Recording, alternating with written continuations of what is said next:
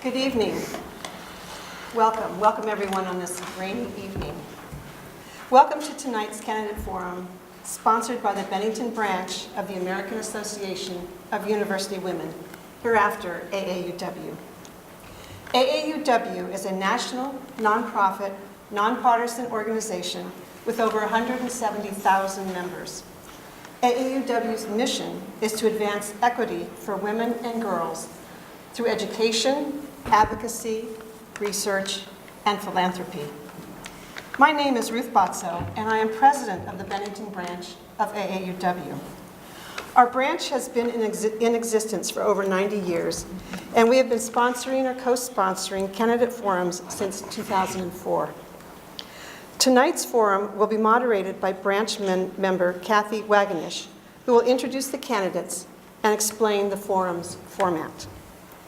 I would like to especially welcome and thank Community College of Vermont students and thank Margaret Howland and her committee who worked tirelessly on this evening's forum and its many decisions and details, including handling logistics, developing questions, and inviting the candidates. And thank you, candidates, for coming out tonight. I know it's a busy time of year for you to spend time with us, but we really appreciate that you're here to share your thoughts with us. At the end of the forum, please join us for conversations and light refreshments at the back of the room. Now I'll turn the evening over to Kathy. Thank you. Good evening. My name's Kathy Waganish. I'm a citizen of Old Bennington, and I'm a member of the Bennington branch of AAUW, and I'd like to welcome you here tonight for the live audience at the Bennington Fire Station, as well as the TV audience that will be tuning in to one of our several rebroadcasts over the next couple of weeks. This tonight is not being broadcast live, but it will be taped and rebroadcast. It is actually live. Oh, well, that makes a different story. Oh, we got something. Oh, boy. No, First surprise of the night. Heat is on. no redos, guys. This is live. Tonight, we have the candidates from Bennington's 3 districts, District 1, 2-1, and 2-2. In total, there are 9 candidates running in these 3 districts for 5 open positions that will be filled through the election on November 6th. Let me introduce you now to the candidates who are here, 2 of whom are not here. Nelson Brownell, you want to wave? Frederick Miller is missing in action. James O'Connor for District 2-1 has 2 positions. Chris Bates, Tim Corcoran, who is the incumbent, and Michael Stern. And for Bennington District 2-2 with 2 positions, Jim Carroll and Mary Morrissey, who is the incumbent. Now let me just spend a couple of seconds, maybe a couple minutes, reviewing the format of tonight's program. The candidates drew numbers when they came in to determine the speaking order, and that will be the order of their first opening statements, which can last up to 2 minutes. A committee from our branch and from students at the Community College of Vermont formulated this set of questions that will be asked of the candidates after the opening statements. Each candidate will have 1.5 minutes to respond to the question that was asked. After that, we'll open up the floor to the questions from the audience, and candidates will have up to 1 minute each to respond to audience questions. If you have a question and are in the audience, please line up by the mic that's over there on the floor, and we'll try to get 3, maybe 4 questions in from the audience with 1 minute each from the respondents. As a questioner, you have the option to ask a question directly to one of the candidates, but all will have the chance to respond. Please remember that these are positions for the Vermont House of Representatives, so keep your questions to things that would be decided upon within the Vermont House of Representatives. Candidates are timekeepers, are seated in the front row. Wave your hands, timekeepers, so they know where you are. And they will be holding up a couple of cards to give you warnings. A bright orange card shows when you have 30 seconds left, and a red card means stop. Mid-sentence if you have to. Audience, please hold your applause till the end of the forum. As was mentioned a while ago, as Ruth said, there is a reception afterwards, and we invite everyone to stay and chat with the candidates. Finally, before we start, our democracy depends upon having candidates like these who are willing to work for us, to run, and if elected, to serve for us in the state of Vermont. While this group, AAUW, is nonpartisan, and we do not endorse candidates, we do thank each of you for stepping up to these positions. We begin now with opening statements, up to 2 minutes, and by the luck of the draw, Michael Stern is first. Good evening. I'm Michael Stern.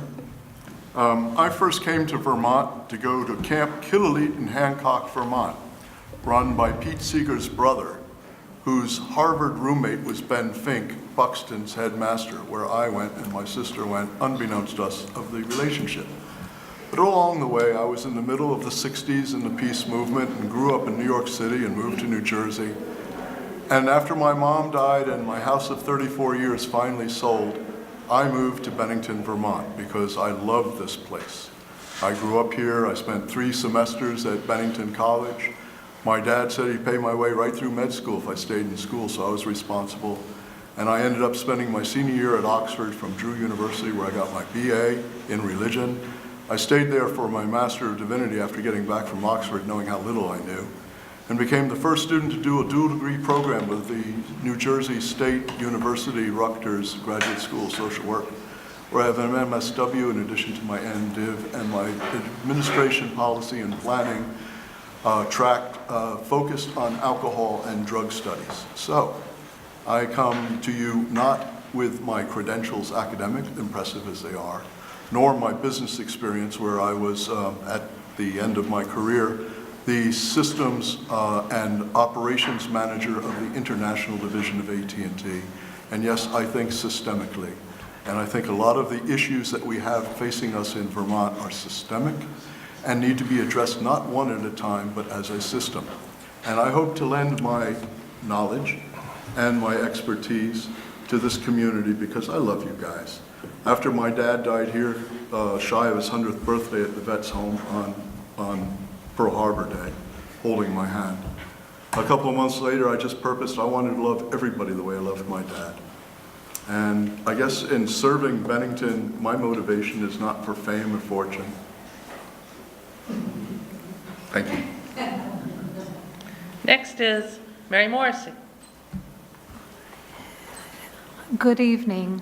I first of all would like to thank the American Association of the University Women for organizing this event tonight. But as I'm looking at my fellow candidates here, some of you need to be, as women, up here and running for office as well. So I recommend that in the future years that people do step up to the plate. I have had the distinct honor of serving my community as a state representative for the past 22 years, 11 sessions. I have served on numerous committees from transportation to appropriations to general housing and military to government operations, healthcare, human services. So I have a pretty wide range of knowledge on a number of the issues.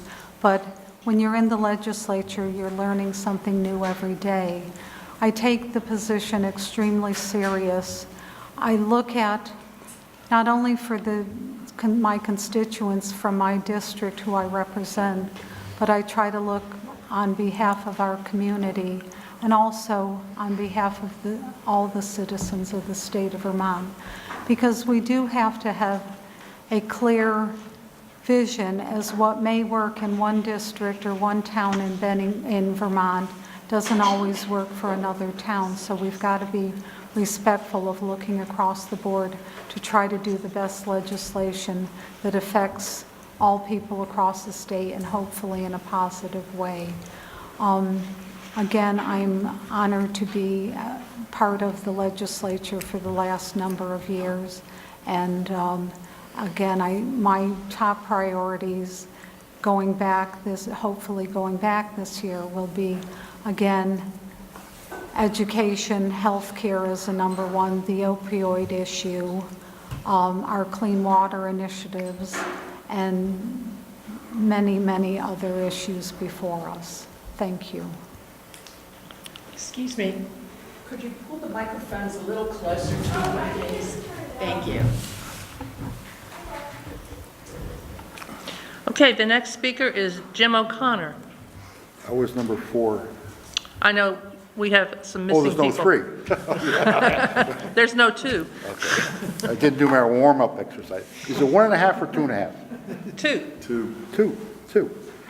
Jim O'Connor from Pownell. I'm a candidate for Bennington District 1, which is Woodford and Pownell. This past Sunday, I completed knocking on all but 6 doors in Woodford. Okay, every Sunday for the last 5 weeks, I've gone up to Woodford and come down the mountain. Didn't talk to everybody, but I knocked down their doors.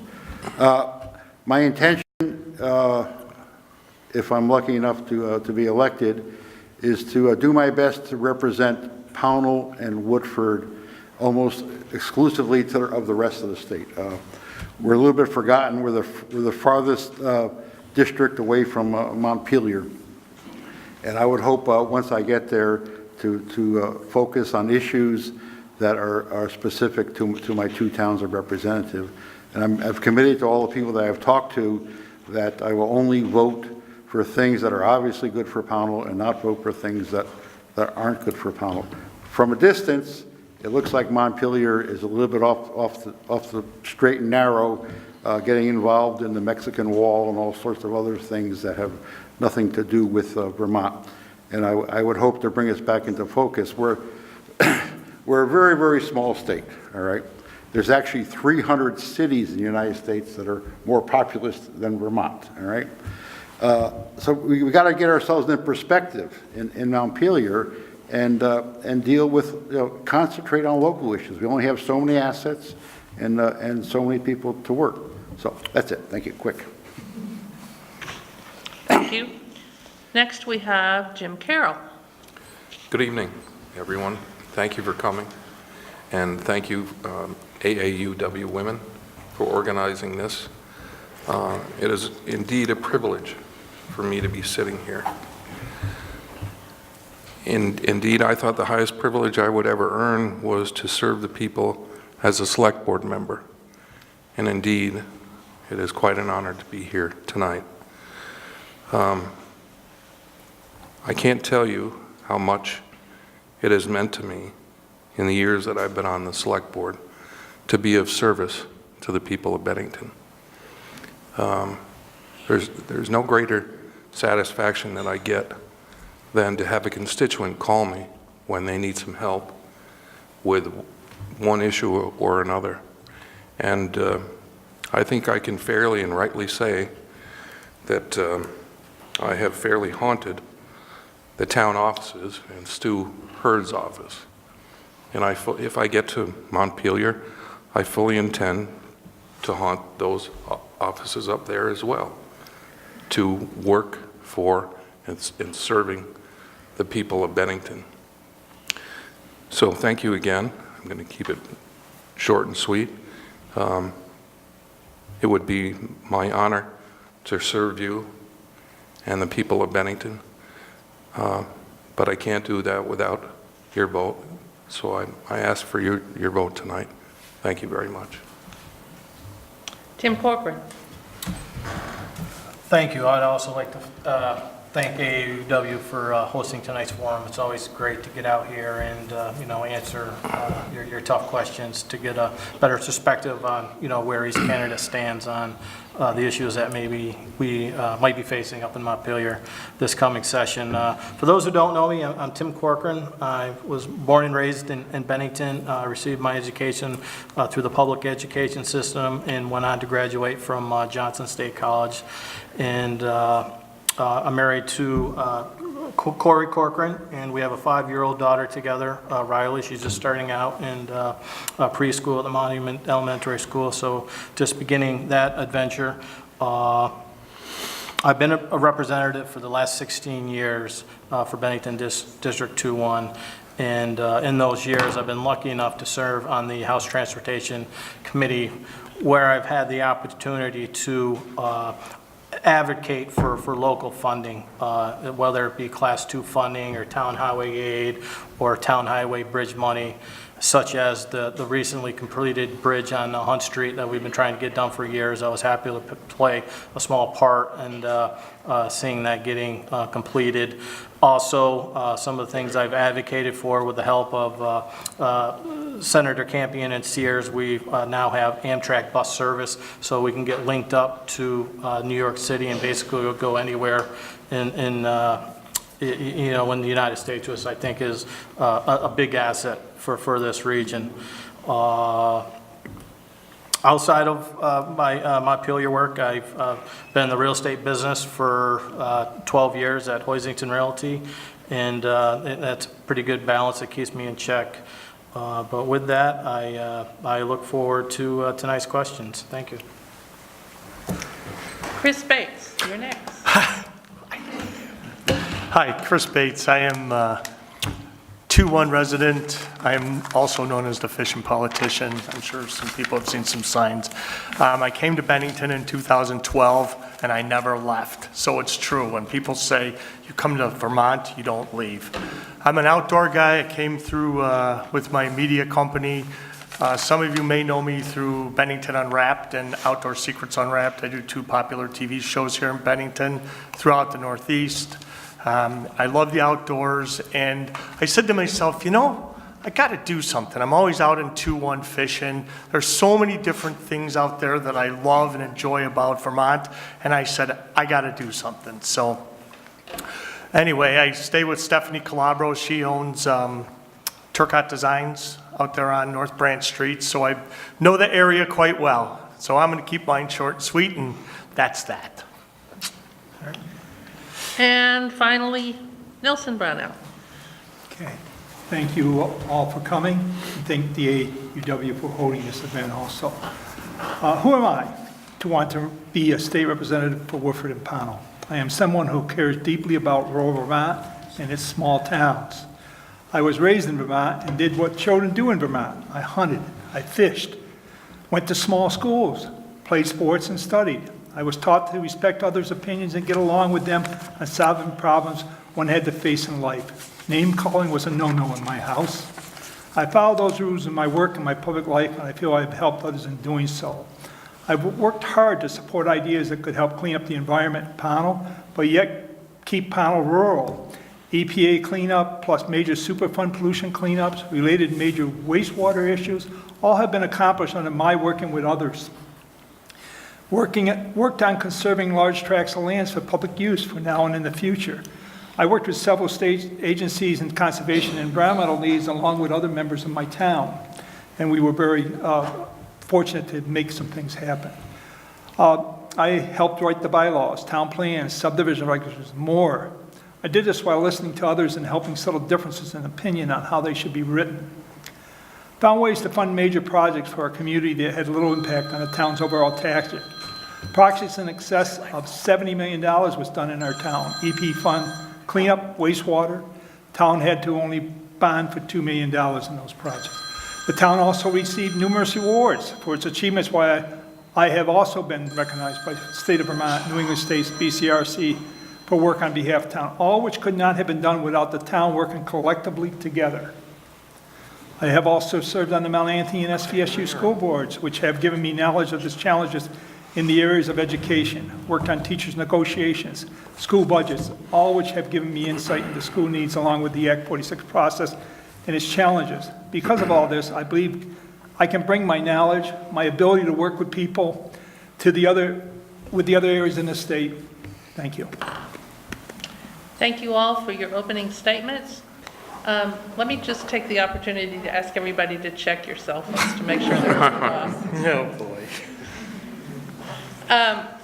What we're going to do now is ask members of the AAUW and CCV will ask questions of the candidates. And I have shuffled the order so nobody will get bored. So just wait until you're called on. You have 1.5 minutes to respond to each question. And the first question may be asked now.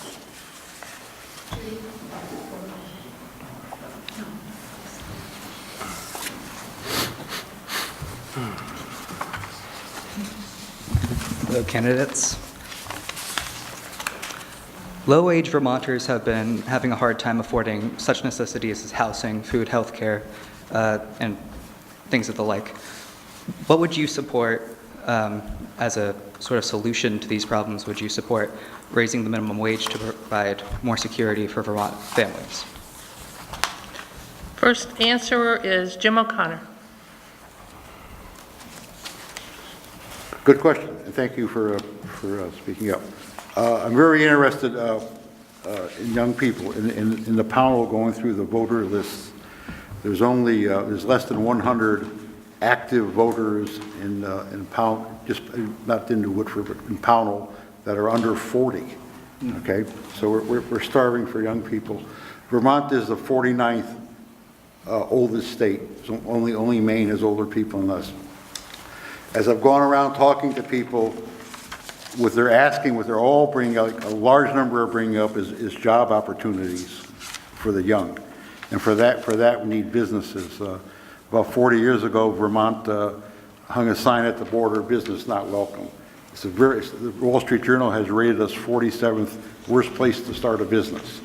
I would like to, one at a time, nick away at all these things. As far as minimum wage, the way we get wages up is to have profitable businesses. The more they make, the more they can pay, the better their jobs are.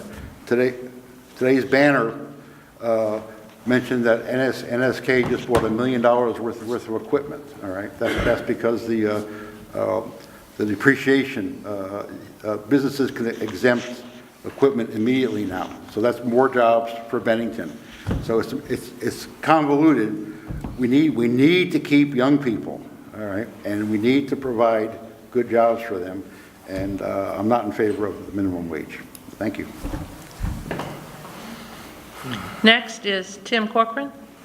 Thank you for the question. Obviously this was a very highly contentious issue topic in the last legislative biennium. And, this is where I think what I'm all about is trying to listen to both sides and me making a determination whether or not I should agree with it or not. When I first, got up there, I was opposed to it. I just felt it was fundamentally wrong. Would have a negative impact on, your local small businesses that are, trying to get by, because they'll tell you that they're struggling.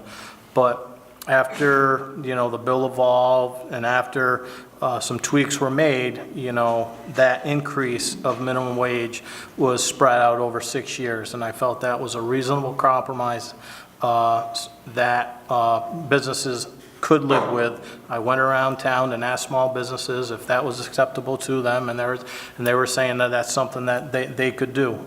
We had a chamber breakfast back in January, and that was one of the questions that was asked of that chamber, if anybody would be opposed to it. And as I recall, not one hand was raised during that meeting. So that was eye-opening to me, and that was me keeping an open mind and making a decision. So I'm on record for supporting that, and if it's structured the same way, I continue to see myself voting for that. Thank you. Chris Bates, you're next. Thank you. So I've been thinking about the minimum wage concept for quite a while. I grew up in an era where it was $3.10 an hour back then, maybe even less than that. But as you know, we go forward, I'm a believer in that people should be able to at least make some sort of living, whether it's a minimal paying job or not, just to be able to afford just the basic necessities. You know, but I am torn on a topic with this, and it was brought up to me about kids. And I'm just like, well, what does that mean? And somebody said to me, well, I have a high schooler. And that is where I'm torn, because we can't play favorites to the single mother raising 3 kids versus a 16-year-old in high school living at home making $15 an hour. So I'm kind of torn with that. And we have a hard enough time keeping our kids in school here in Vermont. So to me, I think that would lead down the road to say, geez, why do I have to go back to school when I can make $15 an hour? So, and they want to help their parents. And I understand, you know, that our state is in serious trouble a lot of times with financial issues. So that's where I'm torn. But, you know, if it was rewritten or if it was shown to me in a different way, I'm sure I would vote for the increases in minimum wage. Thank you. Nelson Brownell? I'm also for minimum wage. And the reason for it is we want young people to live in our state. You've got to give them a livable wage or they'll continue to move out. It's as simple as that. It's the way I see it. How we do that is where I think the debate is. You know, we've talked about doing this from what I've read over steps over years and so forth. I think that's reasonable. But if we don't look at ways to improve the wage and at the same time do some things with education so they can do the job, I think we're going to continue to lose young people. We're not going to have families here because they're not going to be able to raise a family. People think $15 an hour is a huge amount of money, but when you think of it, and it's like $30,000 a year. Try to do rent at $1,000 a month. Try to put food on the table. You cannot do it, and they will not stay here unless we do something about changing the wages in our state, which will attract the right businesses, because then they'll have the right employees with the right skills. Michael Stern? Social safety net. I fell into it when I moved to Vermont. I was basically unemployable. I had too many skills, too much experience, and I didn't feel like working at Walmart. I availed myself of the food pantry. I ended up taking care of my dad the last 2 years of his life, and he lived to the 7th day and 7th month of his 100th year, where he died on Pearl Harbor Day at the Vets Home. Because of the safety net, I'm able to contribute to my family. I was Plan B. My sister was taking care of my dad with her husband in Rockville, Maryland, and then he got a job he couldn't refuse and couldn't take care of my dad anymore, and I got him, and I was the lucky guy. He was wonderful. I learned how to raise a centenarian. I think with my social work skills, I might be able to help a lot of people live to ripe old ages. I weighed 100 pounds more than I do now when I moved to Bennington. I'm literally 65 and in the best shape of my life because of your social safety net, and I'm grateful. That's why I want to give back now. I'm just think that the whole problem is systemic. There's not enough money flowing in the system. We need to increase the currency, the emphasis on current. Remember when we had paddle wheels that did the milling and the sawing? It was the flow of the currency that did the work. If the currency is a trickle, you're not going to generate tax revenue. Well, we've got a commodity potential in Vermont that could generate a current that will blow your minds, but I'll save that for another answer. Mary, you're last. Yes, thank you. I believe strongly that our economic development plays a significant part of this discussion. I am on record, I did not support the minimum wage this past year as it came forth in the legislature. I heard from many small businesses as well as one of our largest employers in Bennington, actually the hospital, who asked us to think about some of the complexities it would cause if we had the minimum wage to 15, with some of our surrounding states having different, minimum wage criteria. So at this point, I would feel that if we had the economic development and Vermont has been very slow in coming back from the recession, and especially here in southern Vermont, we have many challenges that have kept us kind of at a little bit of a standstill. We've seen some progress or not, but in order for the revenues to come in and for businesses to be successful and be able to employ people and pay them the wages they deserve, I would like not only $15 an hour, I would like people to be making a livable wage, which is more like a $25 or $30 an hour. But we've got to have a very strong economy in order to do that, so the revenues are coming in to sustain what we do going forward. And Jim, Carol? I do believe in a livable wage. I've been reading and researching this for many years, and I just saw a recent article by the Burlington Free Press that said that for a decent two-bedroom apartment in the state of Vermont, you need to make $26 an hour. Yeah, you have to. I don't know anybody that's making $26 an hour that's working, you know, at Walmart or other places. Beyond that, and I'll tell you why I believe in a livable wage. And UC Berkeley did a study several years ago, and it was mostly targeted at Walmart workers and the cost of what it cost us as Americans to subsidize their workers. And it's not just Walmart, it's McDonald's. $1.2 billion a year is paid out by Americans to subsidize their workers. $648 million goes to Walmart. That's what's coming out of our pocket. Now, because the minimum wage really is at poverty level, we're paying to make up their losses. Medicaid, Medicare, food stamps, WIC. If we were to raise wages up so that they're no longer at the threshold of poverty wages, they don't collect. They become net contributors to the tax base rather than net consumers. That's why I believe that it's important.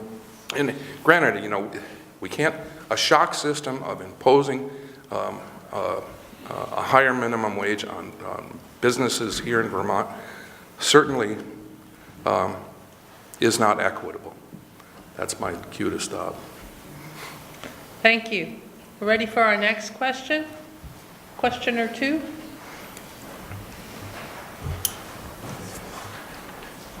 Hi there. Hi.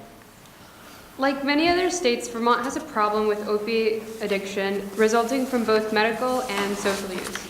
Would you consider legislation that draws a line between those who should be designated criminals and incarcerated versus those who might be referred instead for mandatory drug treatment in lieu of incarceration? First questioner to Mary. Great. Actually, I have firsthand knowledge. I sit on the Institutions and Corrections Committee. This year we spent a great deal of time talking about this very issue. Certainly, I feel very strong that I would prefer many who are incarcerated should be in treatment, not in the setting of a jail, because if we don't treat the addiction, just having someone in a jail situation is not going to resolve any of the problems that we have with opiates. So we work very long and hard on different issues. We're doing some treatment for the population within our jail system in order to get the medications that they're needing, and also to follow them through when they come out of prison. So I would much rather see us doing treatment as to the incarceration in the cases that are appropriate for that to happen. Thank you. Jim, Carol? Well, interestingly enough, I read an article in the last several days about the opioid epidemic around the country, and the treatment of opioid, what's the right word? I want to call them abusers, but people that are addicted. And Vermont has become the model in many respects through the hub and spokes system. And the way that it works is there's an initial assessment, which would be the hub, and then they're referred to either family services, probation and parole, social services, and we've become the model for that. You may have seen recently on PBS a model very similar to this that has been very successful. What hasn't worked, and it's been tragic, is that an abstinence-only program. There was a harrowing story told about this young kid who got injured at 15, and he got hooked on opioids. And he had a year of being clean, got accepted to the University of Colorado. His parents dropped him off. 3 days later, he was dead. 3 days later. Now, if we can model and be a model following this system that branches out and includes as many different social services as possible, that would be great. But, you know, what I did find out as well is that there were, I think, over 150 overdose deaths in the state of Vermont. And a cost for treatment for each and every one of these people is about $16,000 a year. But what they found in this study is that with this combined treatment, the hub and spoke system, it's working.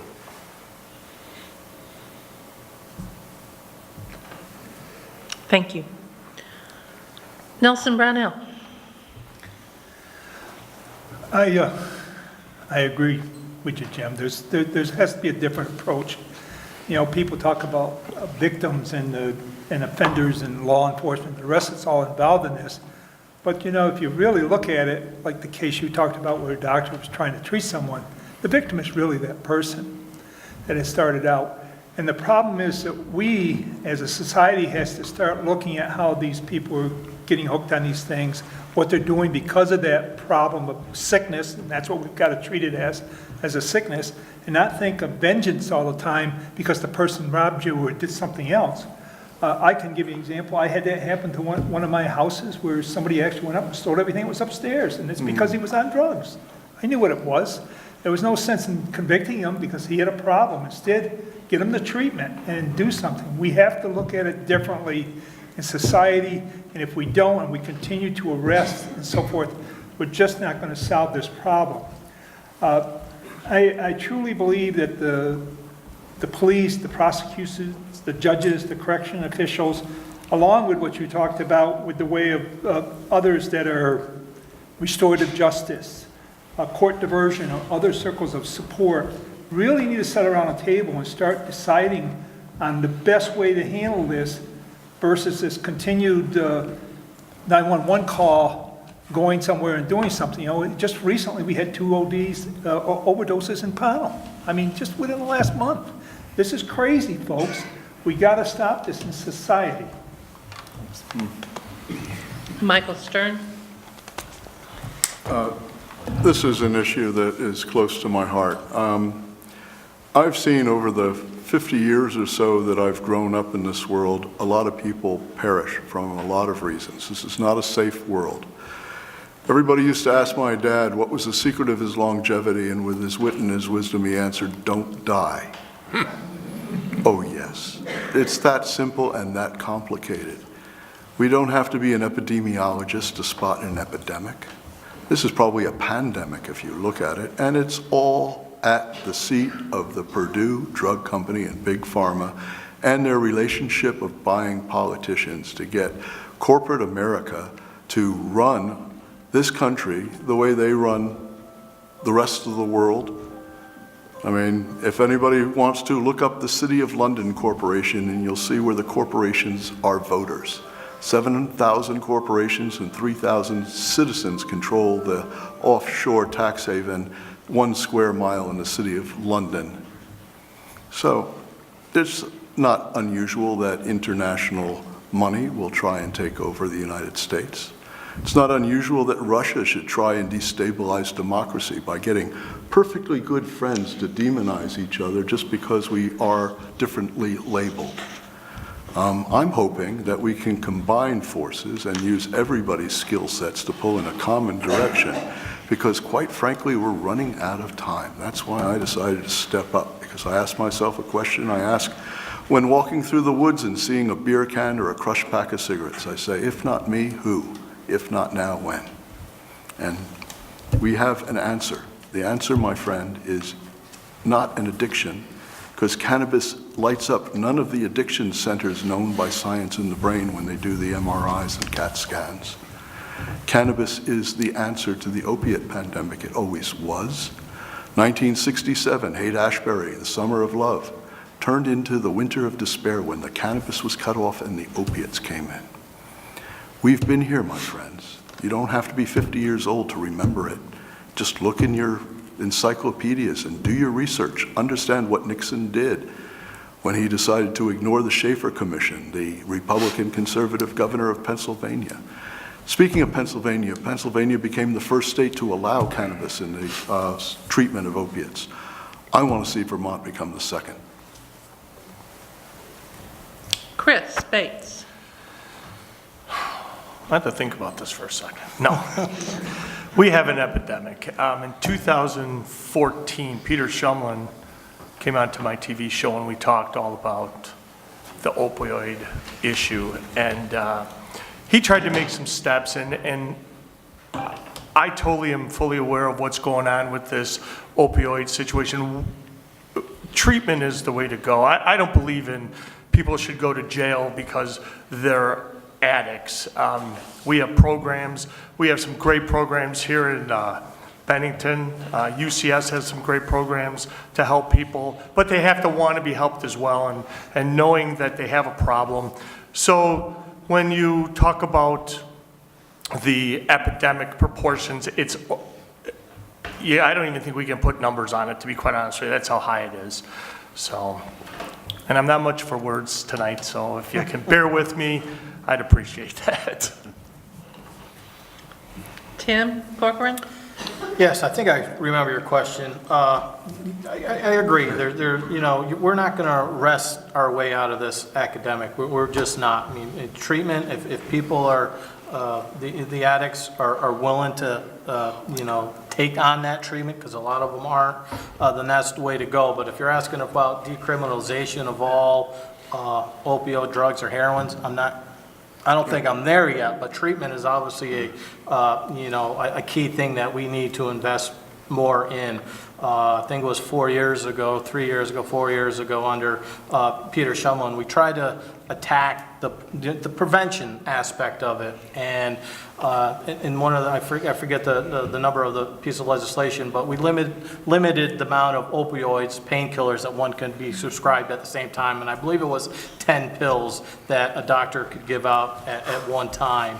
And those results are starting to trickle in to how effective that policy how it's been going, and I think the numbers are going down. Unfortunately, there's another thing out there with fentanyl that's sort of taken that place, which is more scarier and deadly.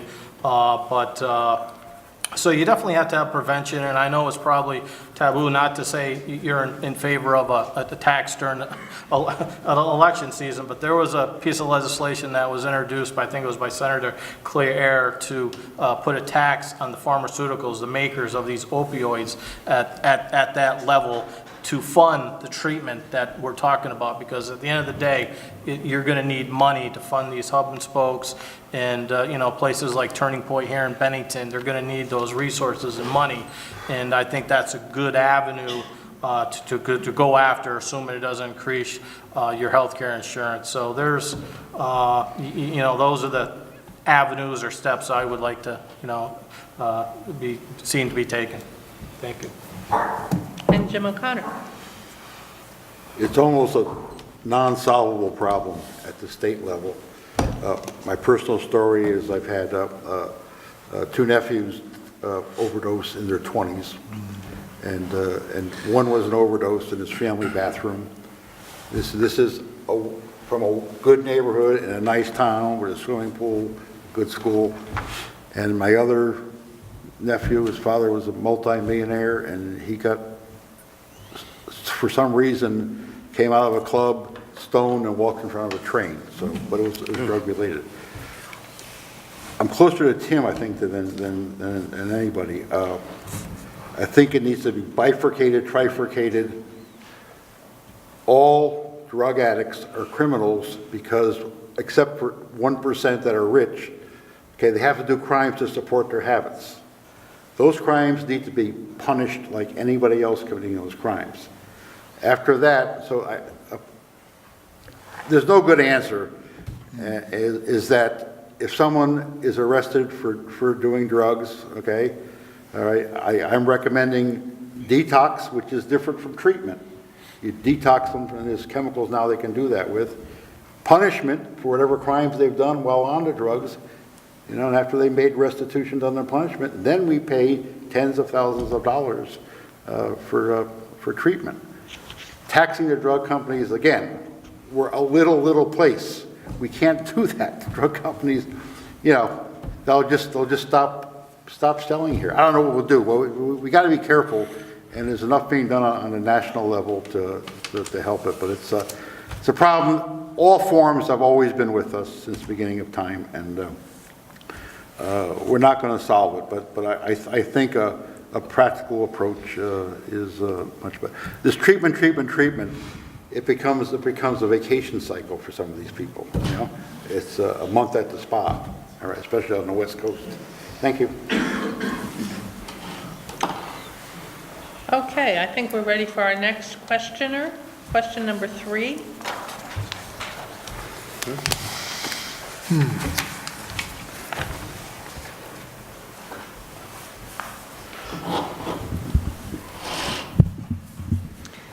This is about climate energy issues. The Intergovernmental Panel on Climate Change recently released a dire report put together by authors and review editors from over 40 countries, using over 6,000 references, calling on political leaders across the globe to act decisively to reduce carbon pollution or face rapid, far-reaching, and unprecedented changes in all aspects of society. Question is, what are the key elements of an energy policy you could support, and how do renewable sources of energy fit into your ideas for a sound energy policy? Jim O'Connor, you're first. Whoa. Okay. CO2 is a source of all animal and vegetable life on Earth. It's the cycle, okay? Fossil fuels used to be vegetables. All carbon on Earth that existed 1,000 years ago, 1 billion years ago, still exists today. Carbon doesn't go up or go down. It's a big cycle. Carbon dioxide, okay, we can't live without it. All right, we have more trees in the United States today because of carbon dioxide than we've had since the early days of the colonies.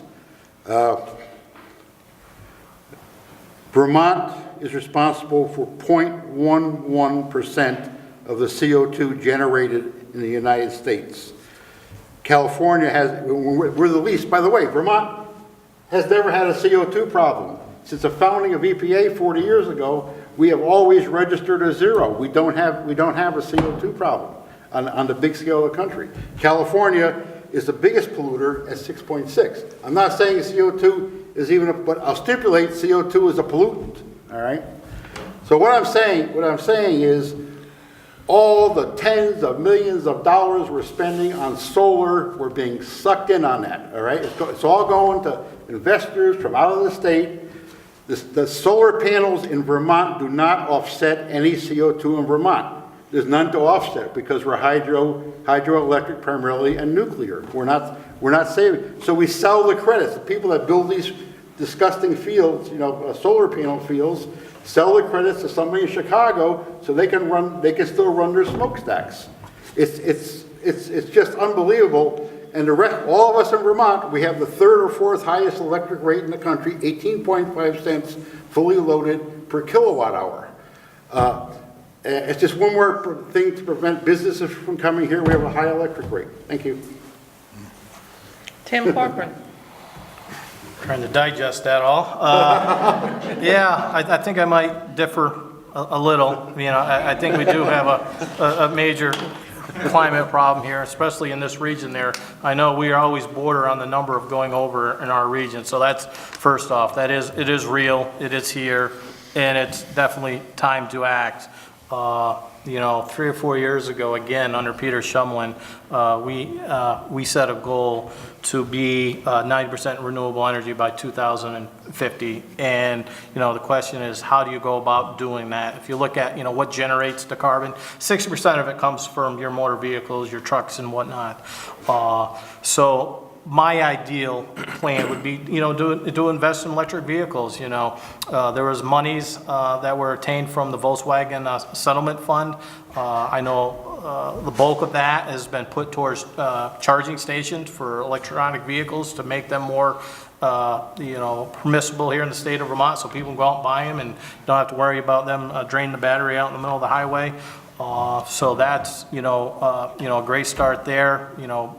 Whether or not you want to have some type of incentives, whether it's within the purchase and use sales tax to make them more affordable, you can go that route too. But there's, that would be my ideal, is trying to get more electric vehicles, more electric trucks on the roadways and invest in solar. I believe that, that's doesn't destroy our image of Vermont. If you look at wind, not opposed to it if we can get it from out west and transport it in, but if you've been around the state of Vermont, especially up in the Northeast Kingdom, and you've seen what they've done to the ridge lines, it brings a tear to your eye. This is probably the same reason why we don't allow billboards, because we have an image that we're trying to protect. So wind, that wouldn't be part of my ideal package. It would be centered around the electric vehicles, the trucks, and making a more affordable incentive for people to buy here in Vermont. Thank you. Chris, you're next. So I'm sold on the green. I have to applaud Vermont, because coming from the Midwest, all we see is these big giant windmills in the cornfields, and they're kind of an eyesore. But for Vermont to see the solar, to go solar, I think it's really the way to go, the electric idea. We do have a serious problem. I believe that the climate change is here. I'm in these rivers. I see it in the water, that the water's changing. It changes colors. It's happening. So whatever we can do to keep the gases out of our country, out of the world, is really a good thing. Thank you. Nelson Brownell. I also believe this climate change is a major problem that we have to face. I can speak for what Powell has done. It basically has currently three large solar fields. It also has a hydro plant, and it's talking about at least 3 more solar fields within its town. And we're trying to move forward with that. I think what happens is that there's the right places for those, and there's the wrong places. And I think communities need to look at, through zoning, proper fitting of all those things. That goes with the wind too, even though I'm not pro-wind, because I'm with people. I don't think they should be lining our ridge caps with all these windmills. All you gotta do is go to the south to Massachusetts, you see them. Go to the east and you see more of them on the mountaintops. If people want to see them on a mountaintop, let them drive there. But I also feel the problems that we have with our lakes and our streams. I said I used to fish a lot and stuff, and I go around those places now, and they're not the same. They are affected. You read about the upstate and some of the lake problems that are going on currently. It's more than just the fact that you got some pollution going in from farms or other things. It takes the solar and the sun and the climate change to make that work, folks. It's a process. We also should be aware that our schools have gone to wood chip furnaces and stuff. we in Vermont are doing the right thing, moving in the right direction. And I think we need to continue to look at good, safe approaches to that to help us with our energy. Thank you. Mary Morrissey? Yes. I think we're very fortunate that Vermont has taken a number of steps in the right direction as far as our climate change issues, whether it's for our clean water initiatives, whether it's for renewable energy projects, whatever. But I think we do have to be cautious. I'm for renewable energy, and to look at it in, as the next step of how we help with further climate change issues. But I think we have to be very cautious as to, especially with solar, when you're clear-cutting areas that are natural forests and that, it doesn't help. You're actually taking down your carbon footprint, which is a natural base to help correct some of the issues with the carbon issues that we're talking about. So I think, yes, solar is part of it and other initiatives, but we've got to look very clearly at what we're doing in order to do that. You don't want to be counterintuitive to what we're actually trying to accomplish. We look at Burlington, we've put hundreds of millions of dollars into clean water initiatives, and yet we've had from Rutland as well as Burlington, their stormwater waste that has put into their water system, hundreds of thousands of gallons of raw sewage. We've got to look to be correcting all of these issues across the board. But yes, we do, we do have climate change issues. We've got to certainly go forward and correct where we can, but Vermont is taking numerous steps in a positive way to accomplish that. Michael Stern? I believe in the science behind climate change. I think the problem is it's, again, systemic. It's not just one little thing or one body's contribution. But if we get the temperature up high enough that the methane that's frozen starts to expand and turn into gas, we are cooked. We have polluted the oceans. I mean, everybody uses straws. You ever think what happens to them? We are eating the plastic that our food comes in. It's coming out in our stools. Our drugs that we are taking are going into the fish that we're catching and eating. We don't screen out the pharmaceuticals that we put in the water. It goes right in. We have a serious problem, but we have some really good potential solutions. We can farm more efficiently, use the animals that on the soil and not rotate it every year, not plow it every year. We can use some plants that actually return carbon into the soil. Give you a hint, cannabis is a big contributor to putting the carbon back into the soil. It's very useful in many different ways, and if we get over our fear of it, we'll actually find out it can be very healthy for you. But that's another story. We're talking about climate. The way we are ruining our oceans, it is quite likely by 2050 there won't be any edible fish left in it. It'll all be jellyfish and stuff. You don't want to live in this world. We are living in a dystopian future. Remember Future Shock, you guys who are old enough? Well, this is Future Shock on steroids. And if we are not agile and if we are not able to change with the times and be flexible, well, does the word dinosaur mean anything to you? Besides what you put in your gasoline, yeah, it's all the plant from the Cretaceous era is what you put in your tanks. Jim Carroll? I absolutely believe in the science ascribed to climate change. It's undeniable. It is absolutely undeniable. There was a recent, actually it was today in the New York Times, and it's related, that they're finding that municipal water supplies all over the country are polluted with microgranules of plastic. We have it in our body. Everybody in this room has it running out of their tap water, and you're drinking it every single day.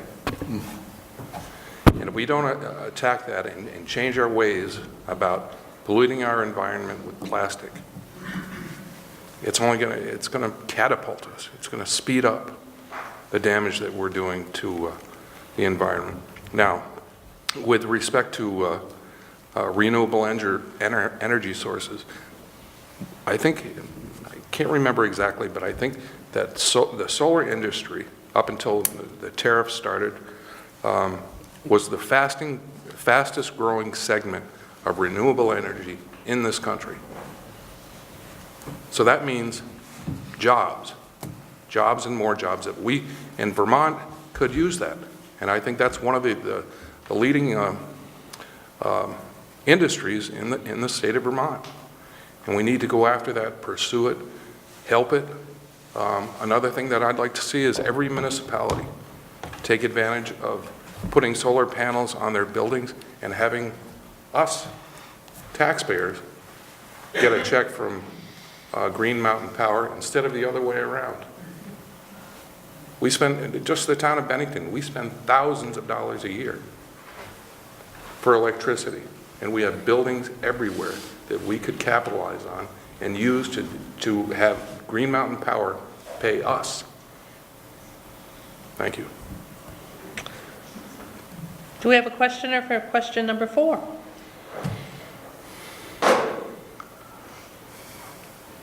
Was there a question number 4? Number 4? I think there was 3, right? Questioner?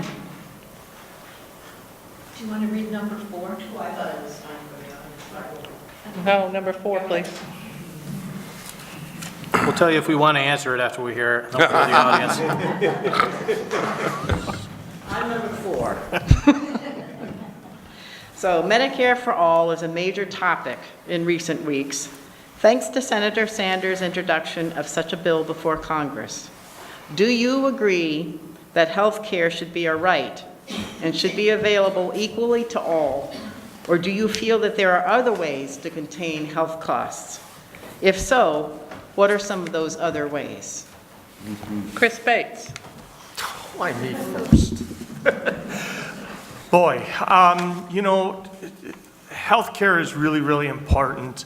I believe that everybody should have the opportunity to get healthcare, whether it's funded by the state, whether it's funded by our national administration, however they want to do it. But I believe everybody should at least have something, because so many people get sick, so many people, in fact, Vermont is probably one of the healthier states from what I understand, is that we don't have all that many people on health care that is, what's the right word, subsidized.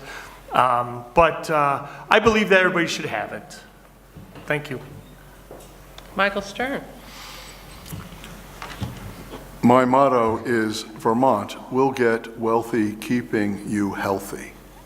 Act 48, last I looked, was actually a law passed in Vermont, but the last 3 governors have lacked the to find funds to fund it. I mean, we've got much more things that are much more important than people.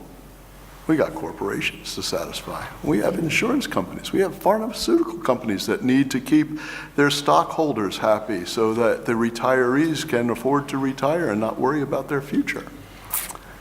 But the times, they are a-changing. What do you think we could use to fund Act 48? I mean, in an ideal world where there's no Schedule 1 and the borders of Canada and Vermont are open, imagine how much cannabis we could export around the world. No, don't imagine. It's just imagine what we could do if we could give the 200,000 visitors of Vermont, at least some of them, access to some of the finest craft grow known in the United States that's grown right here in Vermont. Imagine if we were to dedicate 100% of our cannabis tax to funding Act 48. Just somebody with a computer, do the math. And then just imagine we were able to give Vermonters the right to grow money on trees in their own home, and the good craft growers could actually get their cannabis tested in the 6 regional centers around Vermont. And then if it's good enough, it could be regulated, which means that when you buy the package, you know what's in it and it doesn't contain fentanyl or anything else that you may not want, like fertilizer, or, you know, you get the state of Vermont to say, we've got the best because we have the best of everything else. And just imagine the revenue that we could generate. Literally, we could get wealthy keeping you healthy. Jim Carroll. Yes, I agree with Senator Sanders.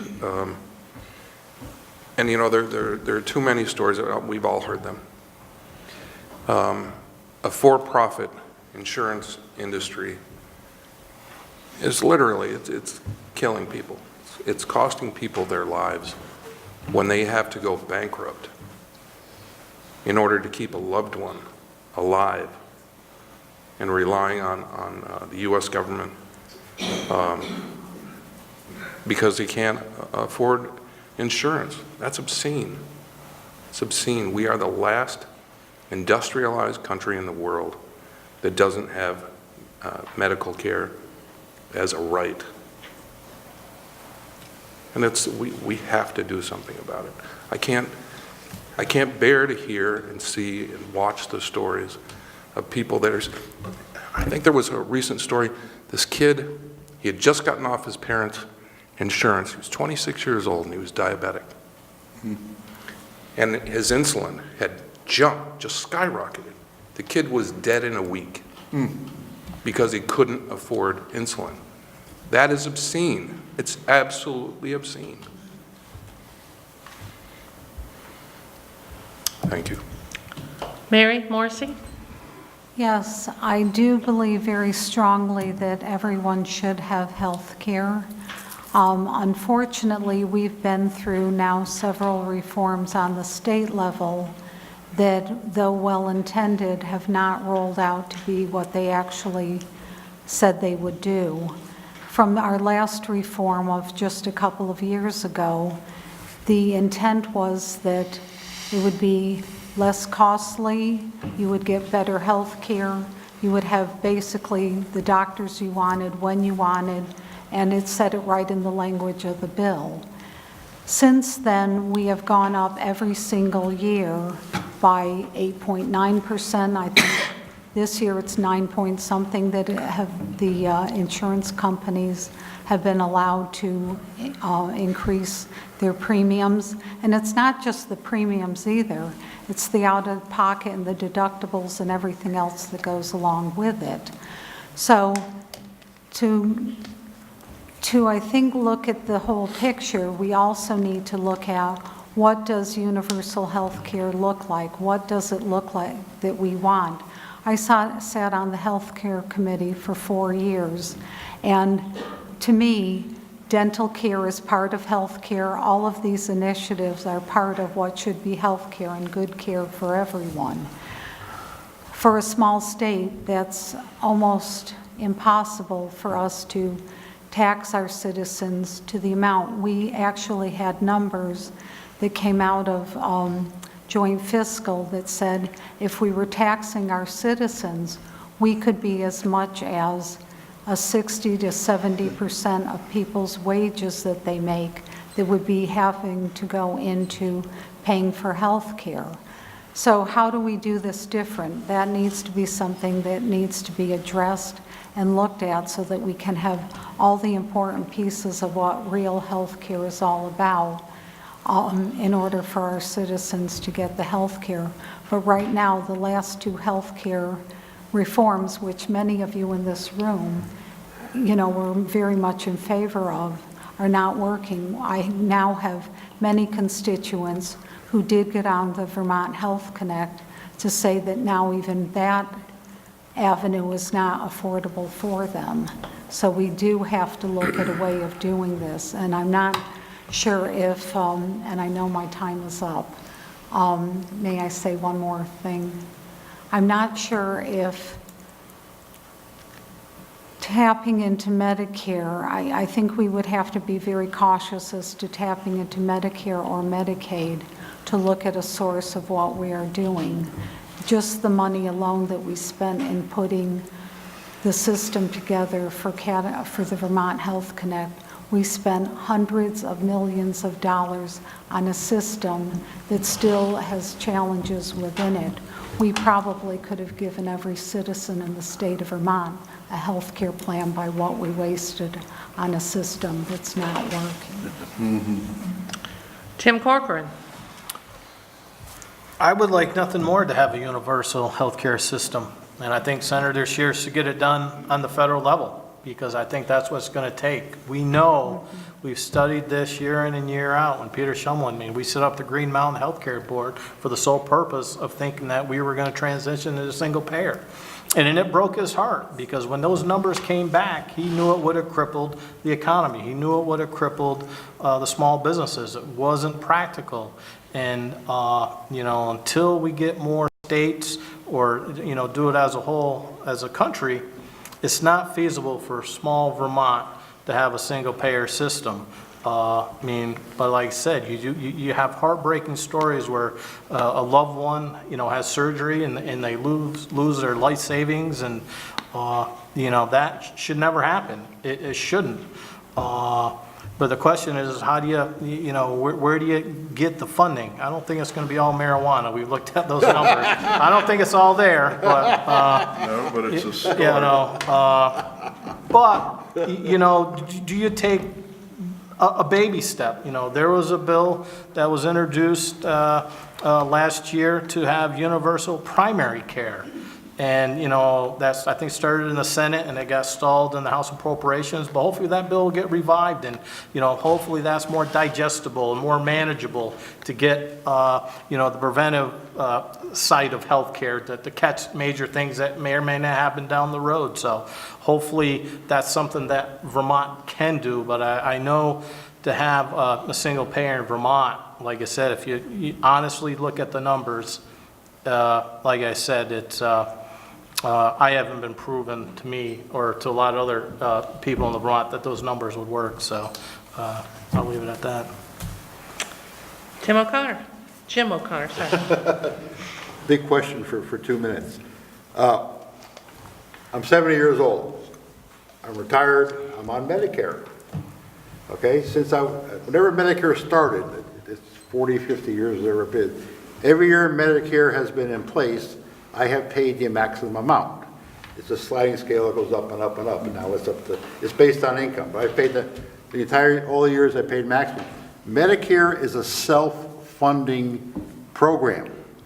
All of us have paid, when we work, we pay into Medicare, all right? I'm not sure if the employer matches that too, but so it's insurance, and there's no other tax money coming in. We pay Medicare insurance, and then Medicare, that money pays those of us that are retired. It's worked pretty well. Universal Medicare is cognitive dissonance. It doesn't make any sense. It's not insurance. Medicare as it is the government actually did something pretty good. They set up an insurance program, we all pay in, we all take out, and it goes on and on and on. All right. So that's it for that. And then as far as, again, I just can't believe Orange. 30 seconds. I'm going to pick my thought. Here we go. I went to school in Cleveland, Ohio. I graduated with a degree in chemistry from Cleveland State University. It was something else. What I want to say, carbon, all right?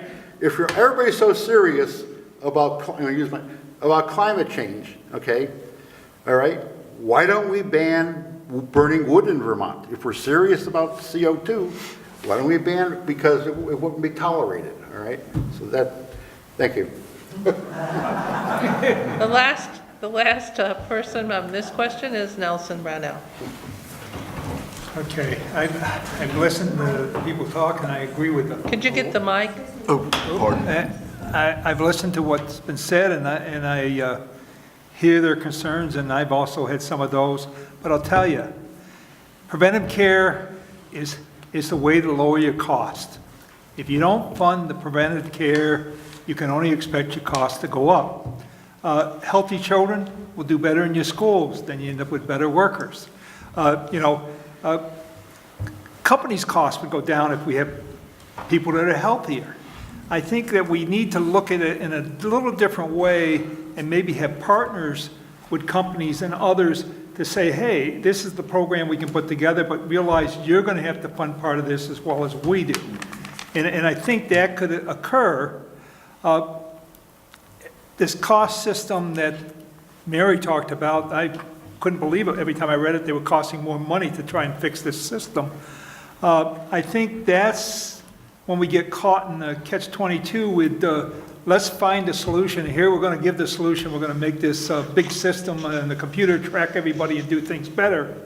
Doesn't always work as when you get in the room and let's talk to some of these other people that are funding insurance and see if we can't be helpers with funding that insurance. I think that's a much better way to go with this. And as far as Medicare goes, a lot of us pay for Medicare. Some people don't pay for Medicare, but they still get it. So it's not totally funded by us for some people. I agree. Okay, thank you all. We've now completed our pre-selected questions, and we're going to open it up for questions from the audience. As a reminder, please remember to ask a question, not make a statement. You may address a single candidate or everyone, and even if you do address a single candidate, all will have the opportunity to speak. There'll be 1 minute for replies to this. Is there anyone in the audience who would like to ask a question? If so, go to the mic. Yes?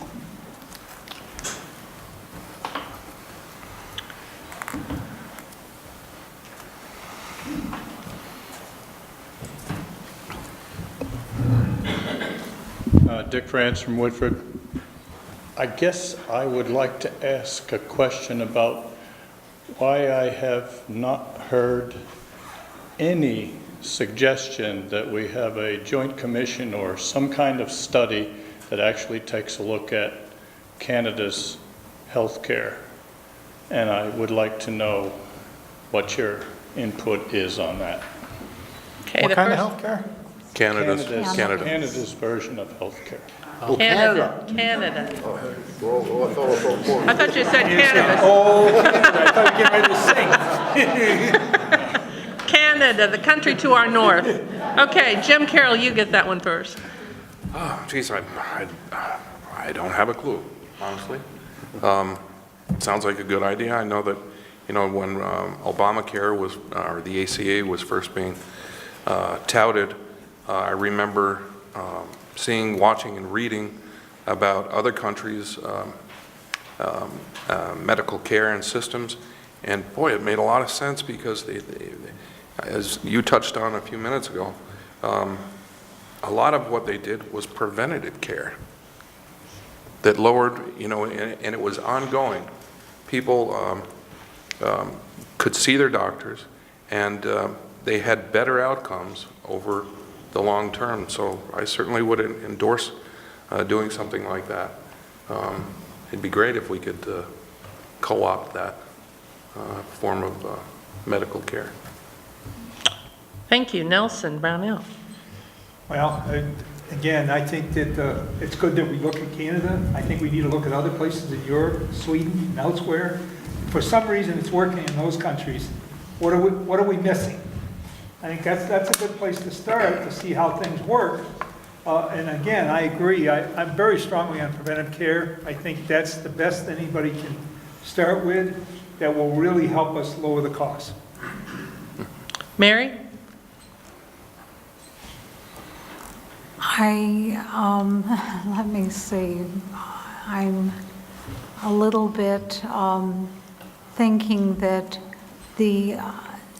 actually, we didn't have a joint commission, but I know over the last probably 10 or 15 years, the state has looked at Canada in regards to even with pharmaceuticals and other things. They haven't had a joint commission that has done completely the healthcare system to compare what works and not. I know when I sat on the healthcare committee, we did have information, and I don't think a big enough portion of information that could really have you say, this is good compared to what we have or another country. We would often hear of European countries that would pay a considerable amount of money into paying for their health care. As I said, in some cases, it would be 60 to 70% of their income that they would pay tax-wise into covering their health care. And we also heard on a very regular basis that a lot of folks, the preventative is extremely important, but if someone did come down with something serious health condition, often they would come to the United States to get the care because they would be in wait, having to wait to get care in their countries. But it is important for us to look at countries across the world that are doing good health care initiatives and try to go forward with that, and Canada should be one of them and looked at in a broader direction. Chris Bates. I don't have enough experience in foreign countries and their health care, so I don't have a good enough answer to answer that. Thank you. Michael Stern. I often like to say, follow the money. Who are the lobbyists? You got the AMA, you got the pharmaceuticals, you got the insurance companies. You have the people whose pensions are tied up in their profitability. I think the key is to lead a healthier lifestyle as a state. We're already doing a pretty good job thanks to our outdoor recreation. I love skiing. I started skiing after not skiing for 12 years, and I just really love being outdoors and seeing the beautiful snow. Sorry for you people who don't like snow, but I love it. I was fortunate. My dad, in lieu of a pay raise, got his company to pay 100% of everything: medical, psychological, dental, vision. But that's in an ideal world. He worked in Manhattan, and there's a lot of money. There's two levels of healthcare: for people with money and knowledge and people without money and knowledge. I think half of the key is to not make money the barrier and to increase the knowledge. But unless you have a populace that's willing to take care of themselves, no amount of health care is going to keep you healthy. So the other part of my saying is, we'll get wealthy keeping you healthy, is not get rich quick keeping you sick, because that's just sick, not healthy. Jim O'Connor. Canada and Sweden. A couple years ago, Bennington here, I had dinner with the friends of my wife from Sweden. She had just been over there visiting. And so the tax in Sweden, is 70%, just like Mary is saying. Canada, a couple anecdotal things. My mother had cancer surgery. My mother's 95 years old, and she lives with me, and she attends Bennington Project Independence, was like the best thing ever happened to Bennington. It's a great organization. Thank you. And the first thing somebody said to me, we're going over there, and they said, if we were in Canada, they wouldn't do that. Okay, they would say she was too old to have the surgery. A good friend of mine, when I lived in Michigan, went back to Canada. He had a heart problem. I talked to him once. He's in the hospital. He was in the hospital 45 days waiting for a procedure that here in Bennington, Albany area, we get done 2 days later, because there was only one doctor who did it. And he had to wait, and he was so sick they wouldn't let him out of the hospital because he was at risk. So, and I've known people all over the years, as my stop, they come here to, the for-profit system in the United States of America has developed the best medical care in the world. All the proprietary, okay, all right. Okay. Wait. Let's finish the questions. I'm done. Tim? Thanks for warming them up, appreciate it. Yeah, I guess the answer to the question is, would you mind sending a commission to look at the Canada's healthcare system? I wouldn't have a problem with that whatsoever, but I think at the end of the day, you're still going to be talking about our the people of Vermont willing to be paying 40, 50% out of their paycheck to cover that. You know, but like I said, I'm more than happy to look at the numbers and, you know, to see how they run things, and if there's something that we could look at or adapt or implement, then why not? And I know one of the things that we did try to team up with Canada, a piece of legislation that we passed this last session, was to get a federal waiver for the pharmaceutical, to buy pills, your medication up there, and hopefully, you know, our federal delegation can work and get that waiver for us, because I think that will go, you know, a long way. So I know we're looking at Canada. I just don't know how close, and if it's, you know, if a study's been done, but if it hasn't, I'm definitely open to that. Thank you, everyone. Question, another question? Hello again. A lot of young voters in Vermont, from what I've been able to see, have been curious as to censorship on the internet.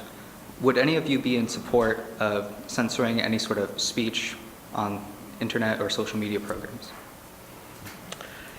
Michael Stern. Absolutely not.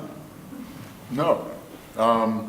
You know, I think we have to protect people from the evil that is literally physical. I mean, you look at what happens to human trafficking. The pornography industry is the largest use of the computer in the world. So we have to understand that hiding from reality is not the answer. To cover it up and make it attractive is not the answer. We have to be cold and clinical and go in there and see that we have problems. And if it's against the law to say, hey, leadership, we have a problem, then we have a huge problem. I'd rather deal with people crying because they've lost their innocence than people dying because they can't cry out help. Jim O'Connor. I forgot the question. Censorship on the internet. Oh, absolutely no. No. Oh, sorry. Censorship in any form. That's it, no. Okay, Merritt. No, I would not be looking for censorship, but I think when we're talking about the internet or any of the other kind of technology that people use, I'm always very challenged by what is put on some of these sites. And, you know, whether it's racist remarks, whether it's, you know, pornography, whatever, we've got to be cautious a little bit for our young people as well. So there needs to be a balance in what we do, but to look at a censorship per se, no. But I think we need to really study that to know to see what we can do to prevent, especially young people, to be able to access it very easily. Tim. Yeah, no. Like Mary said, I mean, if you find something offensive, somebody else might not, so it's a slippery slope. So, you know, where do you draw that line? I just don't think you should go down there. You know, I think a part of this equation there too, which is now in the news that Vermont is getting sued for, is the net neutrality legislation that we passed, and now we're going to get sued over it. And I think that's a big form of, you know, potential censorship that was put upon us by the FCC, which I think they're totally out of whack and wrong, and hopefully we will win that fight in the courts, but you know, that's yet to be determined. But as far as censorship, no. Mr. Bates. I don't believe we should have censorship at all either. Jim Carroll. I'm of two minds on this. Number one, you know, I forget who said it. I wish I could remember the name of the person who said it. He said that I may disagree with you, but I will fight to my death for your right to say it. On the other hand, hate speech that incites violence we have, each of us, a personal responsibility to face that down. Now, what we can do with respect to social media is to pressure Twitter, Facebook, to tighten up the restrictions and the removal of those who would foment and promote hate speech. That's how we could fight it. So with respect to censorship on the internet, the internet providers and the different social networks, they have to be the front line on this. Constitutionally, we can't prohibit somebody's right to free speech. Thank you all. Another question from the audience? I didn't answer. Oh, I'm sorry. I skipped you. I'm very sorry. It's okay. My job for the last 46 years is the IT manager for the computer infrastructure at RPI. This sort of question comes up all the time. Should there be censorship? No. Should there be censorship by the companies that are running these internet services and so forth to make sure that people are not harmed in certain ways or end up committing suicides? The answer is yes. But it's not our job to do that. That company is producing a product, and that product they need to be, just like a product, if somebody's making a toy that's harmful and they have to correct it, the same goes with this. The police should have more knowledge of it. And one thing we can do to help prevent the misuse is to educate our kids on how to use the internet. And if we don't start that in the school young, then expect it only to get worse. Thank you all. Next questioner. I'd like to get back to health insurance, if I could. Just quickly, anecdotally, I have many friends from Canada and England. No one pays 40 to 70% of their wages to insurance. Can you get closer to the mic a little bit? Nor do they dislike their insurance. They love their insurance because they don't have it. They just go to the hospital and get it fixed, and they shake their head when they look at ours.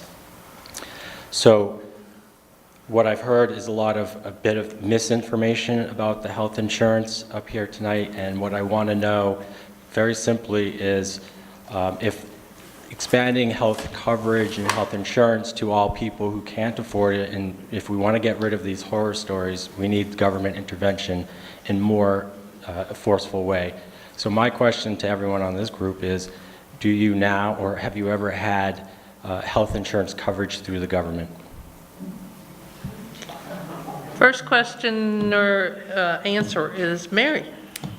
Well, I had my own insurance that I had paid for years, and also the company I worked for had paid for.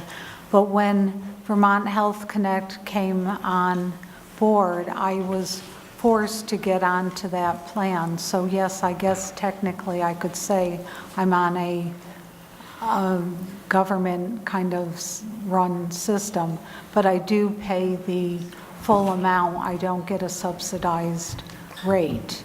And the misinformation that you talked about, Eric, is information that came over the last number of years through joint fiscal and the committees that the agencies that reported to our committee. So I'm just reporting what was told to the committees. Thank you. Michael Stern. Yes, I am currently on Medicare, and I also get some subsidy on the Vermont Health Connect. So some of my other premiums are helped. I remember when I left New Jersey, I hadn't worked in a while, and I had to pay $500 a month out of my own pocket to keep my insurance covered. But I've always had coverage. I never let my coverage lapse. I didn't let my healthiness and youth be an excuse to go out and buy a new motorcycle or a fancier car. I just paid the cost of doing living. When I came to Vermont, I was very pleased to find out that my health care costs had almost disappeared because I was working, which is a benefit and a curse, because as you know, there isn't much incentive to get off of government assistance once you're on. You become used to living more frugally, but the idea of starting a business with all the startup costs or working for a 20-hour-a-week minimum wage job just doesn't seem to appeal on scale of things that are important in people's lives. Of course, if you're going to die and be evicted, you've got to work. We want to make sure that that doesn't happen. The way you do that is by having an educated populace that knows how not just to take care of themselves, but to take care of their neighbors. Thank you. Thank you. Jim Carroll. Yes, but for me, in the line of work that I do, it's prohibitive. It's really, really expensive, especially for somebody working in the industry that I'm working in. And I know it, and I see it, and the people that I work with find it equally difficult. Some don't have insurance of any kind, and they're playing roulette. And there are too many Americans and Vermonters that are, and it runs the gamut of ages. So that's my answer. Tim. Yes. Yeah, that's my answer for my Health Connect. I don't want to get penalized. We all have to have it, so yes. Okay, thank you. Jim O'Connor. As I mentioned, I'm on Social Security. Otherwise, I've had private insurance all my life. The 5 years before Social Security, I was self-employed, and my insurance premium was over $20,000 a year, which I paid. Thank you. Nelson. I have insurance where I work today, but I'm 72 and did have to take out Medicare A when I reached that magic age that they tell you have to. And if I get this position that I'm running for, I will be retiring from where my company insurance is paying. So I'll probably have to figure out what type of insurance I'm going to get to supplement the other two at that time. But at the moment, the answer is I'm on the Medicare A and I have my own insurance. And Chris. So I have catastrophic only. I can't, I'm not in the bracket of affording a full type of insurance. So I just have catastrophic, which, hey, it's better than nothing. So. Thank you. I think we have time for one more question. School funding. The population of students in the state has steadily dropped as young people either move away or don't come back into the state. Property taxes place an increasing burden upon retired people. I'd like to know, do you have an alternative to property taxes as a way to fund schools? Okay, Tim Corcoran, take that one first. Well, obviously you're right. Our education budget up in Montpelier is around $1.7 billion. That's a pretty good chunk of change. So is there a better way? The only alternative is, your income-based approach, one's ability to pay. I'm open to looking at that, solution, but are we just sort of moving the chairs on the deck, and at the end of the day, everybody's going to be paying a little bit more? So I do agree that there is, what we have now isn't working. Our costs are, are unbelievable to pay $1.7 billion out of a $3 billion budget for our state money.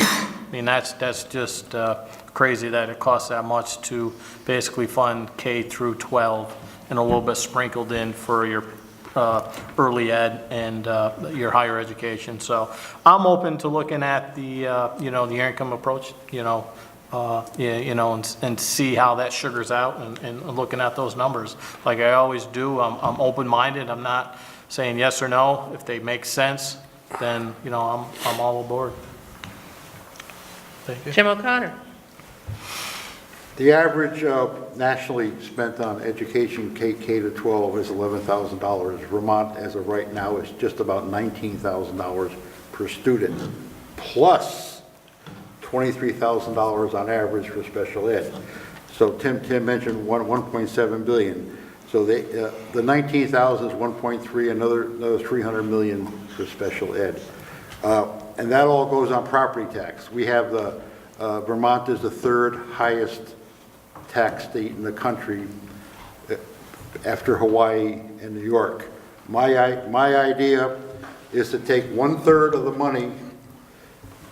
Everything in education isn't really education, okay? And we can't argue that we're paying 50% more than everybody else.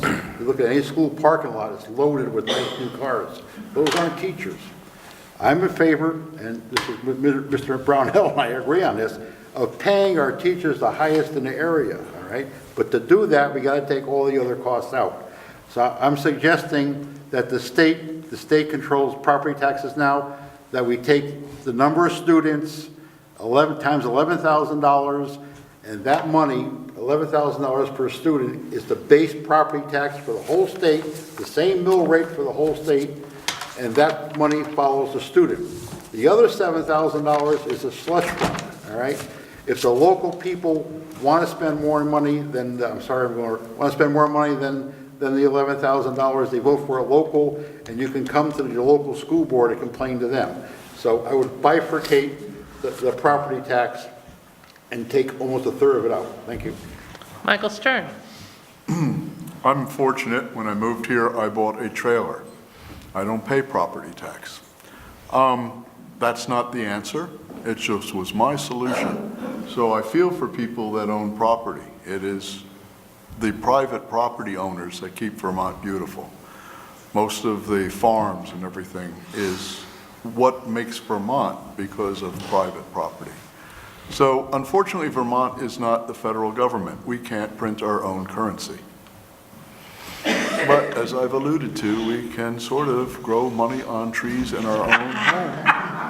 And if we just change a few laws and make it so that we make our cannabis customers respectful rather than suspectful, we might actually get a Green Mountain Renaissance, where people wake up and say, hey, we've got a wonderful state here. Why don't you come up and visit and bring some of your hard currency? Thank you. Chris Bates. So it's a tough topic again. School funding has always been a problem since I was a kid. I remember my dad was a school teacher, my stepmom's a school teacher, my nephew's a school teacher, everyone's school teachers in my family, and I always hear them talk about funding and how are they going to be able to get these things done. And it's true, it's through the property tax. And, you know, I don't have a problem with paying extra money for good teachers, good schools, good end results. Thank you. Mary Morrissey. Yeah, I believe that what the tax base is for our schools under the property tax, when Act 60 came into place, it was challenging to understand how we were going to roll that out, and a number of years later, there was a reform to Act 60 because everything, as it's been alluded to, everything from your special ed to all of your other initiatives within education kind of ballooned what Act 60 was supposed to be about. When Act 68 came into place about 10 years later, that actually increased some of the problems as well. There were a lot of things that were promised that would lower property taxes and still have, you know, your education. But when Act 68 came forward, I actually voted against it. And I voted against it because I actually ran Bennington's numbers up in joint fiscal to see how my constituents were going to be affected. At that time, since Act 60 had first been, the taxes in Bennington had gone up 71%. We had at that time, we were almost at 450 students less than we had been before. The teacher population went up, even in spite of the, the decline of the students. And at that time, we had 4 failing schools in Bennington. And after I voted against, seeing exactly what the initiatives Act 68 was going to do, I actually came back to Bennington and went before our school board to say, please, prove me wrong in why I voted against this, because I'm very challenged by, what was put forth, with the property tax and exactly what it showed with Bennington's real numbers. What happens, quite honestly, in Montpelier is quite often they don't use real-time figures to analyze what is going to roll out in a piece of legislation. So sometimes they're using 2- and 3-year-old figures. So you're kind of behind the ball before you've even started. You don't have the accurate numbers you're using in order to define what you're doing. And so I actually asked the board at that meeting, and they were not actually probably thrilled I was there, but they said they couldn't really answer, and they agreed with everything that I had said as to the challenges that came from the changes that were going to be in Act 68. So I do believe at this point, and I know I'm way over time and I apologize, we need to look at how we are going to sustainably fund education, and at the numbers we have right now for students across the state, we have dropped by, and I don't even want to put the number out, I think it's like 15,000 students across the state. We've got to look at what we can do to really line up the quality education that we need. And when I say that, I think sometimes teachers think that when we're saying that we've got failing schools or other things. Thank you. Next is Nelson Brownell. Bear with me, that red might be up for a little bit. I've served on school boards. I've served on the AAUW board. I've served on the SDSU board. During that time, I've talked with the Secretary of Education, the Board of Education, and Vermont School Board Association. And of course, we're all talking about merging because they want to make less students, more students per teacher. Well, when I was speaking to the Secretary of Education, he spoke of having listed 150 to 170 staff members working for him with 20 vacancies still there. And at this time, he was moving to another building. I am sure if they are, being the state, are thinking of merging any of the departments under him. But I do know that he said himself that he was going to look at what he had for staffing and what he might be able to do to not have as many. So he is considering some way to save cost to the actual state educational board. Of these discussions, the one thing I learned was that the state property tax, the way it works now, is not working for us at all. It's driving, I truly believe it is driving some people out of the state. I think that we're now looking at our teachers not doing what they should be doing by reducing in the students. What we really should be focused on is more on how do we guide our children to be better students? How do we get through to make things better for the student itself? We need the involvement from and we always say this, parents, teachers along the way, and a personal understanding of society and what education really means for our future, not just theirs. And Jim Carroll. This is a perennial, being on the select board, property taxes, and I don't think there are any easy solutions, as Tim talked about. However, I did the math when you said that you wanted to do $11,000 per pupil, and it would be a significant difference in the budget. At $11,000 per student, I saw this number today, Vermont has 89,000 students. So that would come up with a budget of $979 million. Now, what is it, Tim? That 1.7 billion. 1.7, that's a significant savings. Billion versus 1.7. That's a, wait a minute. If we could do that, what are we going to cut? And who's going to take that cut? Are we going to cut teachers' pay? And, you know, in my opinion, teachers are our most valuable human asset in this state. And, you know, we're bordered by Massachusetts and New York, and boy, I'm telling you right now, it doesn't take long for them to lure those teachers across the border, and we're losing that quality of educators, and we can't afford it because our children, and I know you will agree with this, they're our future. And that sounds so cliche, but it's absolutely the truth. And we've got to find ways to keep them here. And if they're well educated and they're well equipped to go on to future employment in this state, you know what? We can't sacrifice. We can't sacrifice on that one. We can't sacrifice on not paying teachers a decent wage that keeps them here educating our children. Thank you. Thank you all for the questions to your candidates, and thank the candidates for their questions. We have one final section with closing statements from every candidate. Each of you will have 2 minutes, and we'll begin with Nelson Brownell. Say, this one's mine. Well, first, thanks everybody for coming.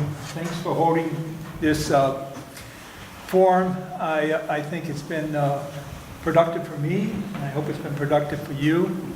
And I've been listening to the various issues, and I think that whoever ends up there is going to have their hands full with some of the issues that we face today. And I agree that education is going to be one of the big ones, which was our last question. But I think if we don't confront it and do something about it, we're in trouble. One of the things that's been suggested is that with schooling and looking for people to get working through it, is that we work closer with our trades and our companies to see what they really need. And I think that's one of the things that, with my skill of working with people and making things happen like that, will be a positive thing if I went there. Thank you. Chris Bates. So I want to thank everybody too. It was fun, it was exciting for me. I got to learn a lot of stuff, believe me. But I love Bennington and I love Vermont. And we have some serious issues coming up that's going to affect every one of us in Vermont, from the carbon tax issue to the minimum wage to the education. The list goes on and on and on. And I would just love to get into the State House to have my fair share of my big mouth opening up. So I just want to say thanks again. Tim Corcoran. Thank you. It's been, as the last two speakers spoke, it's been enlightening. It's always great to hear your questions, and hopefully we did an all right job answering them. On November 6th, I humbly asked the people of District 2-1 to cast one of their 2 votes for me. This upcoming session, we're going to be facing a lot of important issues, actually, that were described here tonight, whether it be education funding, funding for the clean water, which you're talking about $20 million a year for the next 20 years. So that's a big chunk of change. And, you know, how do we go about doing that? The minimum wage bill, I'm sure, is going to be up and coming again. And then the 2 toxic chemical bills that the governor vetoed, which I felt he was wrong in doing so. Hopefully those will get revived. And, you know, those are just a couple major topics that we'll be dealing with. You know, I've always brought a common sense approach to the table. I mean, a lot of people nowadays, especially down in Washington, they're quick to say yes or no, depending on whose mouth it comes out of. And I just think that's wrong about how you go about analyzing an issue. I've always been to hear both sides out and then make my determination as I see the facts. And, you know, I promise to continue to take that approach. And again, I appreciate your support on November 6th, and thank you very much. Thank you. Jim Carroll. Thank you all for coming here tonight, and thank you, ladies, for hosting us. I was born and raised here in Bennington, but I moved away for about 20 years. And Bennington was never far from my mind, ever. As a matter of fact, I grew up at the base of Dewey Street, and Mount Anthony was right in our front yard in that red beacon at night. My brothers and I would sit out and lay out in the yard on the grass and look at Mount Anthony. And when I moved to New York, I lived about 3 blocks from the Trade Center. And I lived so close that in order to see the top of the Trade Center, I had to put my head out the window.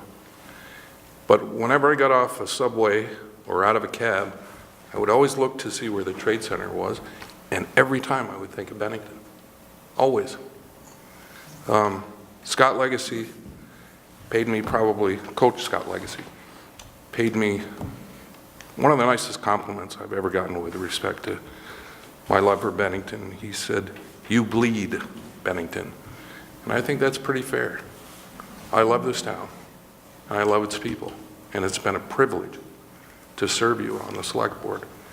And I hope you'll cast one of your votes for me to go and fight for you in Montpelier. Thank you very much. Jim O'Connor.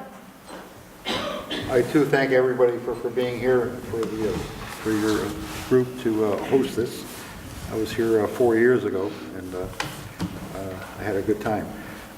We were told ahead of time tonight that the subject would be healthcare,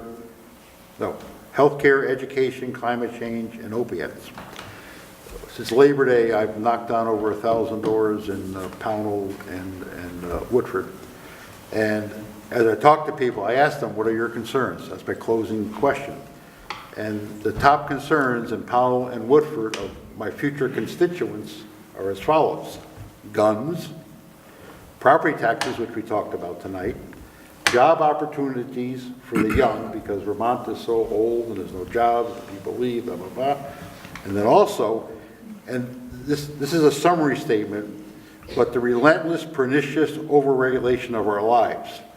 You know, people come to me about bait. Apparently Vermont regulates the kind of bait you can use, and you know it's against the law in Vermont to leave your car idling.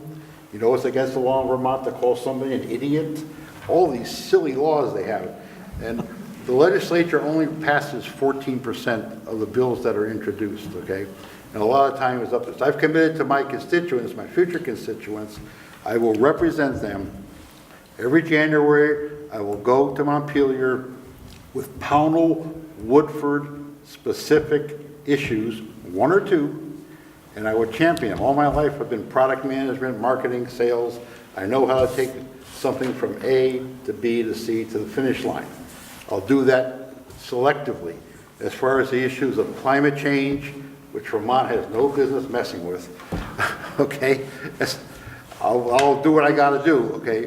And that's the end of it. Thank you. Mary Morrissey. Yes, thank you to the AAUW and all the folks that came out this evening to be part of this forum.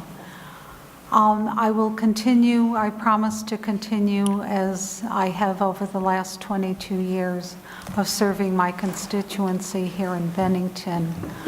You know, for me, on a good day, when someone calls me and is asking for help, when you're able to connect them with an answer, and not always is it an answer they want, but you're able to connect them often with the commissioner or someone that can respond to their issue, that's a good day.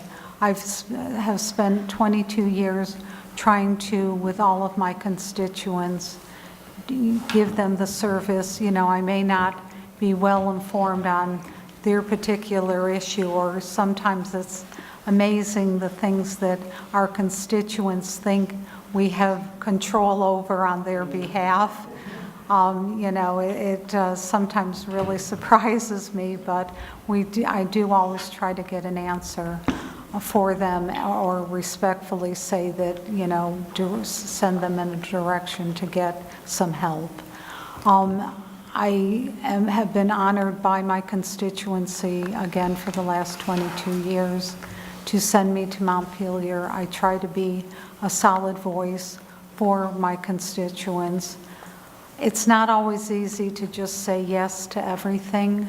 I'm someone that many concepts of legislation I will be in favor of, but I've got to see how it's going to be funded, how it's going to have resources, how it's going to be sustainable going forward. I don't like looking to put unfunded mandates or pieces of legislation out there for people to fail at. So I hope you will all get out, as I know you will, on November 6th to vote for whichever representatives in this fine group of individuals that you choose to vote for. Thank you. And Michael Stern, you have the final word. Thank you very much for the Bennington branch of the American Association of University Women and for everybody who came out on this miserable night. This is heartening to see dialogue and discussion and ideas exchanged. This is the American small d democratic process. The guy who says, hey, I think I'll run. I'm cautiously optimistic that we can turn around this perceived disaster, but it's going to take everybody's effort, not just the Democrats, not just the Republicans, not just the independents. It's going to take everybody to decide what our priorities are and what's the most just way to proceed so that people aren't left in the dustbin. We have more than enough money in this country. We have just wasted our political and social and economic capital on pursuing fruitless wars against people for reasons that elude even the experts. We have to defend our country, but right now we have to defend our country from both internal and external threats. And it is necessary to have critical reasoning because everybody says they're right and they can't all be. So what we need to do is to engage the well-meaning people of the state of Vermont to do the best thing for the entire state and not just a select few.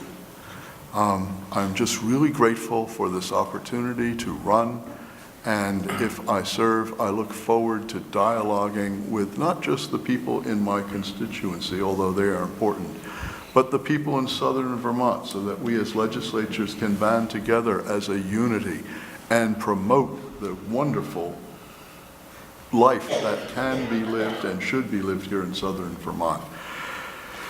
And even more important, Vermont is a symbol to the rest of the world and to the nation of people who take things a little bit more seriously than just the dollar coming in to make our lives comfortable. We live our lives to help people get well. I'm just grateful that I've gotten well living here in Vermont, and I want to extend that gratitude by making sure that everyone else can get well here in Vermont. Thank you. Before we adjourn, let me remind you that we are going to have a reception in the back corner. Please stay, enjoy, chat. And I also want to thank everyone, the candidates in the audience, and for those of you who may watch us on TV. Don't forget to vote on November the 6th.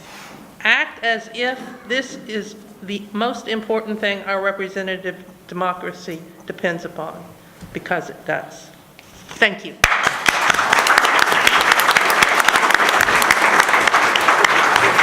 Let's celebrate that.